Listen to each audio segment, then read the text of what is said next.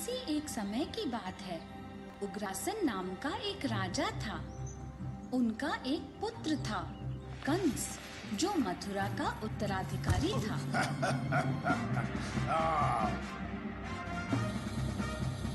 वो बड़ा ही निर्दयी, नास्तिक और क्रूर राजा था।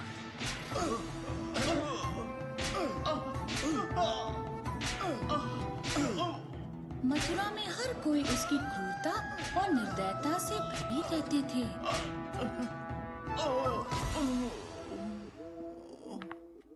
लेकिन कोई ऐसा भी था जिसको कंस बहुत प्यार करता था। वो थी उसकी चचेरी बहन देवकी, जो बहुत सुंदर और सुशील औरत थी। देवकी का विवाह वासुदेव नाम के एक सज्जन पुरुष से तय हुआ। विवाह बहुत भव्य रूप से संपन्न हुआ। सारी रस्में पूरी होने के बाद वासुदेव और देवकी रथ पर सवार हुए। कंस, जो कि अपनी बहन से बहुत प्यार करता था, वो रथ चला रहा था अपनी बहन को ससुराल पहुंचाने के लिए। ये क्या हुआ?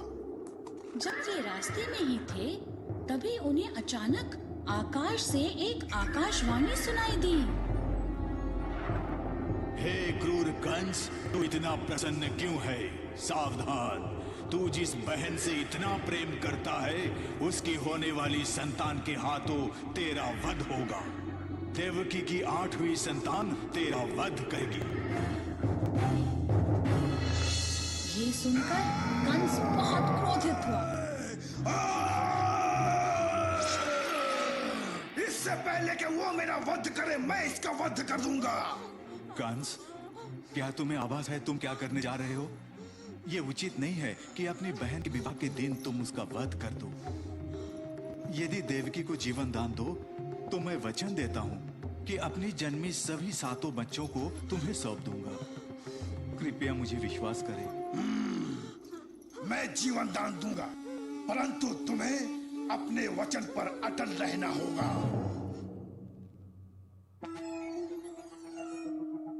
उसने सभी को आदेश दिया कि सभी वापस मथुरा चलो।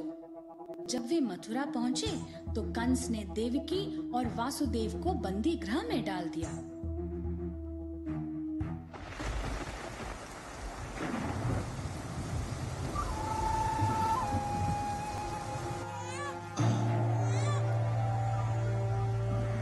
एक दिन जब कंस अपने कक्ष में बैठा था तो उसे समाचार मिला कि देवकी ने एक संतान को जन्म दिया है।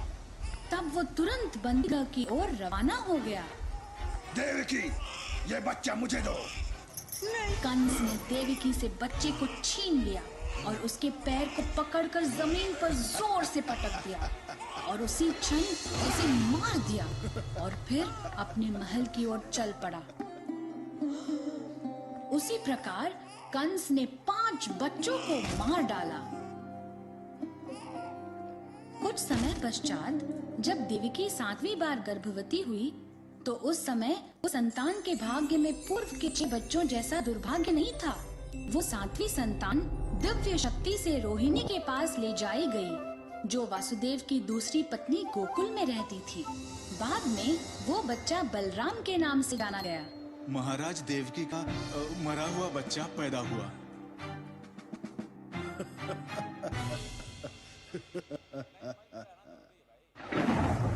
अंत में देवकी 8वीं संतान के लिए गर्भवती हुई। श्रावण माह की 8वीं तारीख थी। मध्य रात्रि होने वाली थी। नगर में भयानक तूफान हो रहा था। मूसलाधार वर्षा हो रही थी। पूरा आकाश घने बादल से छाया हुआ था।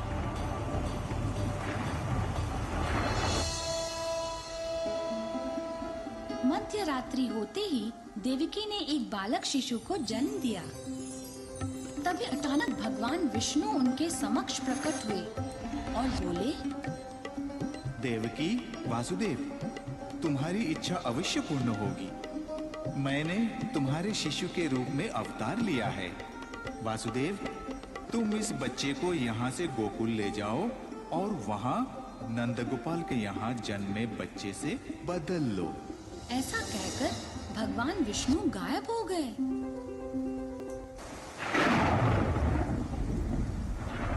ईश्वर से प्रार्थना करने लगे कि इस बच्चे को राक्षस कंस से बचा लें।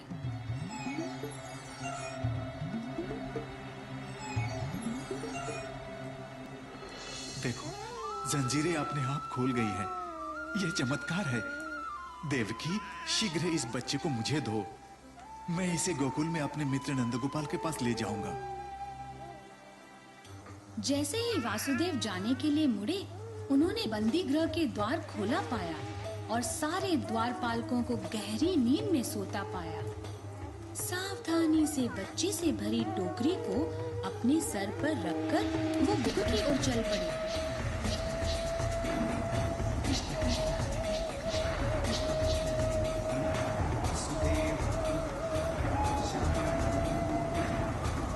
वासुदेव की सुरक्षा आदिशेषा सांप कर रहा था, जो विष्णु ने वैकुंठ से भेजा था।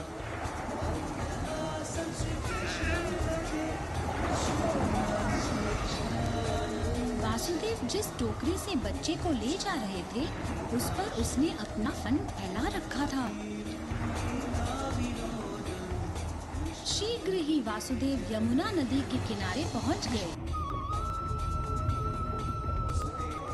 एक समर्पित शिष्य और एक विश्वसनीय भाई।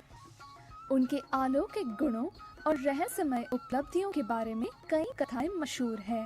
हिंदुओं के लिए कृष्णा एक सर्वोच्च नेता, योद्धा, नायक, शिक्षक और भगवान खुद हैं।